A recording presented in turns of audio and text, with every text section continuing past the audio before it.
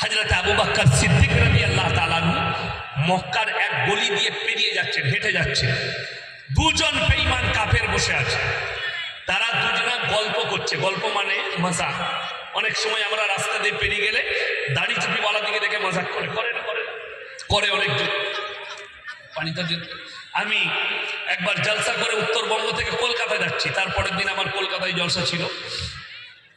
কৃষ্ণনগরের কাছে একটা হোটেলে দাঁড়িয়েছি।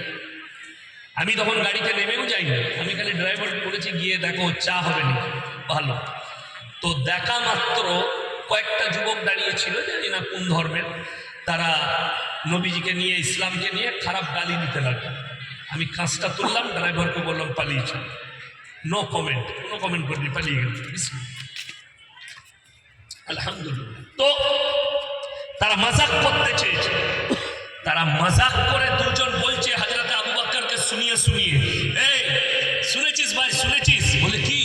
বলে মুসলমানদের আল্লাহ ফকির হয়ে গেছে। বলুন নাউজুবিল্লাহ। হযরত আবু বকর সিদ্দিক রাদিয়াল্লাহু তাআলা আনহু এটা বরদাস্ত করতে পারেন না। আচ্ছা বলুন তো আমরা কেউ পারবো বরদাস্ত করতে? এই কথা বললে পারবো না। তো তিনি বরদাস্ত করতে না পেরে কাফেরকে এক চর মেরেছে, রেওয়ায়েতে আছে। বেহুশ হয়ে পড়ে গেল, এত জোরে চর মেরেছে সে বেহুশ হয়ে গেছে। হুঁশ ফিরেছে, নবীজির দরবারে হাজির। হে মুহাম্মদ, আপনার আবু বকর আমাকে বিনা কারণে চর মেরেছে। তারা দুই বন্ধু হাজির। উক্তকালে আবু বকর হাজির। আল্লাহ নবী বললেন, হে আবু বকর, তুমি কি বেঈমানকে চর মেরেছো? হে আল্লাহর নবী, এরা বলেছে আল্লাহ সম্পর্কে আল্লাহ ফকির, তাই আমি বরদাস্ত করতে পারিনি, চর মেরেছি। নবীজি বিচারে বসলেন। তারা কেন বিচার করলেন? तारा बोलते लगलो, हम अपने माबूदों की कसम खा के कहता हूं हमने ऐसे नहीं कहा। आपका আবু বকর झूठ बोल रहे, আবু বকর মিথ্যা বলছে। আমরা আমাদের মাবুদের কসম করে বলছি। তারা যাকে মানতো তার কসম করে বলছে, সেই মূর্তির কসম খেয়ে বলছে আমরা এটা বলি। আল্লাহ নবী বিচারে বসলেন। এখন যদি আমাকে বিচার করতে বসেন, আমি অন্য কারোর কথা বলবো না, আমি আমারটাই বলি, অনেকজনের গায়ে লাগে। এখন আমাকে যদি বিচারে বসান, গাঢ় দুধে চা খাই দিলি বিচার আমরা পাল্টি দিই। ঠিক বললাম? হ্যাঁ, 500 টাকা যদি পকেটে চলে আসে, ডেরেন্টে এমনি যেতে অটোমেটিক ঘরে ভেতর দিয়ে ঘুরে যাবে। ঠিক বললাম না? এটা হচ্ছে আপনার আমার বিচার। প্রিয় নবী হযরত মুহাম্মদ মুস্তাফা সাল্লাল্লাহু আলাইহি সাল্লাম তিনি বিচার করছেন কলিজার টুকরা। কি বললেন জানেন? হে আমার আবু বকর, তুমি যদি সাক্ষী না আনতে পারো, আমি বেঈমানকে বলবো তোমাকে মেরে প্রতিশোধ নেবে। আমি বেঈমানকে বলবো তোমাকে মেরে প্রতিশোধ নিয়ে নেবে। তা না হলে তোমাকে সাক্ষী আনতে হবে। তার তো একজন সাক্ষী আছে, সাক্ষী দিচ্ছে, তুমি সাক্ষী দাও। কিন্তু নবীজির চোখে পানি কথা বলার পরে হযরত আবু বকরের চোখে পানি কেন? হযরত আবু বকর বুঝতে পেরেছেন, আমি যদি সাক্ষী না আনতে পারি, নবীজি এতটা নাই পরায়ণ, বেঈমানকে বলবে মেরে তুমি প্রতিশোধ নিয়ে নাও। আর আল্লাহর নবী কাঁদছেন, তিনি বুঝতে পেরেছেন আমার আবু বকর জীবনে মিথ্যা কথা বলবে না। দুজনারই চোখে পানি। আহা, দেখুন, আপনি হকে টিকে থাকলে মদদ কার আসবে বাবা? কথা বলে না? আল্লাহ মদদ আসবে আল্লাহর। হযরত আবু বকর মিথ্যাবাদী না সত্যবাদী? সত্যবাদী। আমার আল্লাহ জিবরিল আমিনকে পাঠালেন, হে আমার নবী শুনে নাও, আবু বকরের সাক্ষী আমি আল্লাহ দিচ্ছি।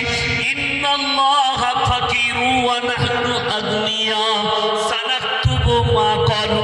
আবু বকরের সাক্ষী আমি আল্লাহ দিচ্ছি, বেঈমান কাফের বলেছে আল্লাহ ফকির। জোরে বলুন সুবহানাল্লাহ।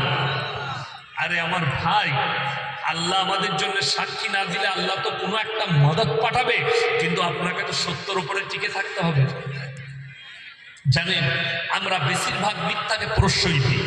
এখন আমাদের সমাজের অনেক ব্যবসায়ী আছে যারা কাঁচা পাকা মালের ব্যবসা করে, বিভিন্ন রকমের ব্যবসা করে। আমরা তারা মনে মনে কি ভাবি জানেন? যে মিথ্যা কথা না বললে ব্যবসা চলবে। এটা অনেকে ভাবে না? ভাবে, কিন্তু এটা একদম রং। আপনি সত্যর উপরে টিকে থাকেন, আপনার ব্যবসায় বরকত। যেমন আপনাকে বলে দিই, আমাদের বিশেষ করে এই রাজ্যে পশ্চিম বাংলার কথা বলছি, বিহার, ঝাড়খণ্ড, পশ্চিমবঙ্গ, এত খারাপ জায়গা। যদি এই অনেকজন ট্রেনে বাড়ি আসেন না দিল্লি থেকে, তো বর্ধমান স্টেশন পড়ে না, পড়ে তো বর্ধমান, কিংবা আপনি দিনাজপুর আসছেন বর্ধমানের ওপর দিয়ে কোনো ট্রেনে মালদা হয়ে, তো দেখবেন স্টেশনে বর্ধমানে মিহিদানা সীতাভোগ দেবে, বর্ধমানে মিহিদানা সীতাভোগ, দাদা সীতাভোগ দেবো, মিহিদানা দেবো। আপনাকে খাওয়াবে ভালো মালটা আর দিবে পচাটা।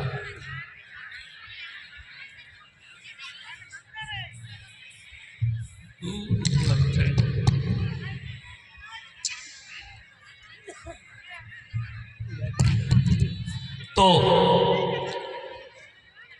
খারাপ মালটা পচা মাল ভরে দিবে। কিন্তু বিশ্বাস করুন, আপনি দিল্লিতে যান, মুম্বাইয়ে যান, উত্তরপ্রদেশে যান, গুজরাটে যান, পয়সা বেশি নেবে, আপনি টাকায় ঠকবেন, মালে ঠকবেন, টাকায় ঠকবেন, মালে ঠকবেন। বর্ধমানে একটা দোকান আছে, সব থেকে বড় মিষ্টির দোকান, রাধা বল্লভ মিষ্টান্ন ভান্ডার। কলকাতাতেও অত বড় দোকান আছে কিনা সন্দেহ আছে। 150টার বেশি কোয়ালিটি আছে মিষ্টির, আর সবগুলো 15 টাকা 20 টাকা খাবার মতো। আমি প্রায় বাড়ির জন্য তার কাছে মিষ্টি নিই। আমি একবার নিলাম ছেনার পায়েস, মারাত্মক বানায়। তো আমি নেওয়ার পরে একটা বাটিতে নিলাম, 1 চামচ খেয়ে মালিককে বললাম যে দাদা মনে হচ্ছে যেন খারাপ হয়ে গেছে। তো সে বললো নিয়ে তো দেখি। তো একটু নেওয়ার পরে বলে দাদা প্লিজ ক্ষমা করবেন, কিছু মনে করবেন না, এই গোটা তেরেটা ডাস্টবিনে ফেলে দে, ফেলে দিয়ে টাটকা মাল নিয়ে এলো, বলে কিছু মনে করবেন। এইটা হচ্ছে ব্যবসায়ী, সঙ্গে সঙ্গে ফেলে দিয়া। যেমন আপনাকে বলে দিই, আমাদের আখলাক যেটা হওয়া দরকার, আমাদের আখলাকটা অন্যজন নিয়েছে আর তাদেরটা আপনি নিয়েছেন। যেমন আপনি একটা মুসলমানের দোকানে একটা শাড়ি কিনেন, শাড়িটা বাড়িতে গিয়ে দেখলেন ছিঁড়া বেরিয়েছে। আপনি ঘুরে এসে যখন বলবেন দাদা হ্যাঁ ভাই শাড়িটা একটু ছিঁড়া বেরিয়েছে, মুসলমান দোকানদার কি বলে জানেন? ঘুরে দেবো, জীবনে আসবে আমার দোকানে। এটা হচ্ছে মুসলমানের আখলাক। কিন্তু একটা মারোয়ারির দোকানে যাবেন, যদি বলেন দাদা শাড়ি বেরিয়েছে, দাদা ক্ষমা করবেন, দাদা কষ্ট পাবেন, আপনি একটু কষ্ট পেলেন, আপনাকে ঘুরে আসতে হলো, কিছু মনে করবেন না, দাদা বাবুকে তাড়াতাড়ি শাড়িটা ঘুরে দাও তো। তো সেই দোকানে লোক যাবে না, তোমার দোকানে আসবে, সেই দোকানে যাবে। তাহলে সে নিয়েছে রসুলের আখলাকটা, সাহাবীদের আখলাকটা, আর তুমি নিয়েছো গন্ড মূর্খর আখলাক, অশিক্ষিতর আখলাক নিয়েছো। তার মূল কারণ হচ্ছে শিক্ষা নেই আমাদের কাছে, এডুকেশন নেই, না দুনিয়াবি শিক্ষা না দ্বীনি শিক্ষা, কোনোটাই নেই। আপনি জানেন এই কিতাব কত বড় মুকদ্দাস কিতাব? যে সমস্ত বেঈমান কাফেররা বলছে, যারা বলছে এই মাদ্রাসায় কি শিক্ষা দেওয়া হয়, আজকে আমি আপনাদেরকে এত প্রমাণ দেবো আপনার চোখ দিয়ে পানি আসবে।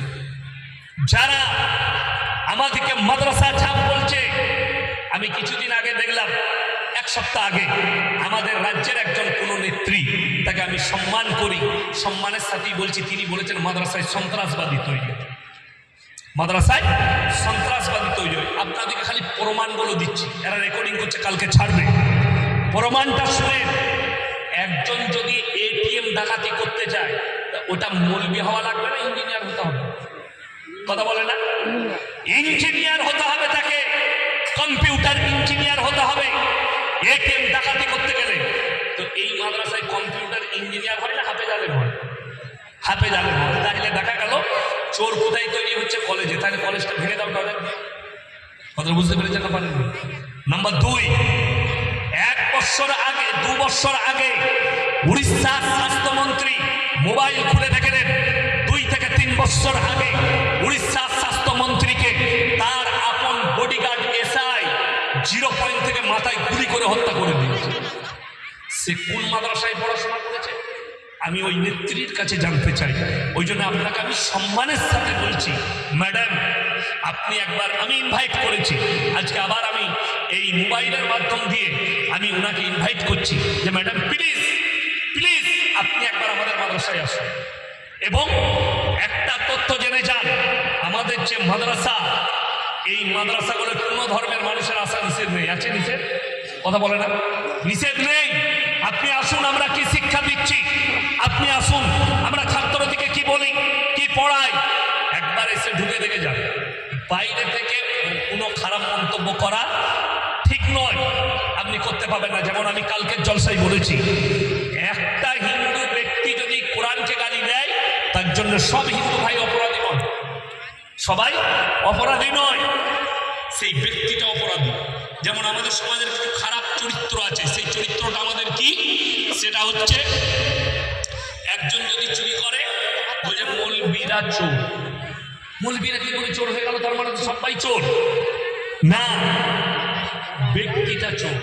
আপনাকে একটা কথা বলে দিই, নামাজি কখনো চোর নয়, চোর নামাজি সেজে যায়।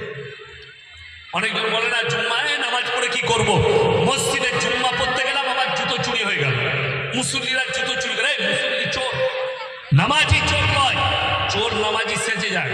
যে মালটা জুম্মা পড়তে এসেছিল সে নামাজ পড়তে আসেনি, সে জুতো চুরি করতেই এসেছিল। তো তার লেগে নামাজির কি দোষ, তার লেগে মসজিদের কি দোষ, তার লেগে সালাতের কি দোষ? ওটা ব্যক্তির দোষ, নামাজের দোষ নয়। আমার বন্ধুগণ, এই কোরআন এমন একটা মুকদ্দাস কিতাব, কোরআন সব সময় মানুষকে গুনাহ থেকে, পাপ থেকে বাধা দিয়েছে। কোরআনে আছে, আমার যারা এই বক্তব্য এই জায়গায় দাঁড়িয়ে, আমার হিন্দু মুসলিম দলিত আদিবাসী ভাই যাদের কানে আমার আওয়াজ পৌঁছাচ্ছে, তারা একটা কথা শুনে যান, অন্তরস্থল থেকে বলছি, কোরআনে আছে কোন মানুষ যদি কোনো মানুষকে হত্যা করে, এখানে আল্লাহ ধর্মের কথা বলেনি, কোন মানুষ যদি কোনো মানুষকে অন্যায়ভাবে হত্যা করে, সে যেন গোটা মানব জাতিকে হত্যা করে দিল। কোন মানুষ যদি কোনো মানুষের উপকার করে, সে যেন গোটা মানব জাতির উপকার করলো। জোরে বলুন সুবহানাল্লাহ। তাইলে কোরআন কি শিক্ষা দিয়েছে? এরপর রাসূলের হাদিস দেখলেন, আমাকে মনে করছে বদরুদ্দোজা নদী সাহেব পেয়েছি, ওই চোখে লাইট মারছে কে, ওই মেয়েদের কাছ থেকে চোখে লাইট মারছে বাচ্চা ছেলে। আরে আমি গালি দেনে বলা নয়, বদরুদ্দোজা নদী সাহেব অনেক দামি লোক, বড় আলেম, পণ্ডিত মানুষ, ওকে বয়স হয়ে গেছে তো বাচ্চাটা জ্বলায়, কিন্তু আমি অত সোজা নয়, কি চোখে লাইট মারা অসুবিধা নেই। যাই হোক, লাইট মারাই, লাইটগুলো ক্ষতিকর, বাচ্চার কাছ থেকে কেড়ে নেন লাইটটা। আমার বন্ধুগণ, আমার ভাই, আপনাকে নামটা লিখে রেখে দেন। আচ্ছা, মাশাআল্লাহ, মাশাআল্লাহ, শহীদুর রহমান।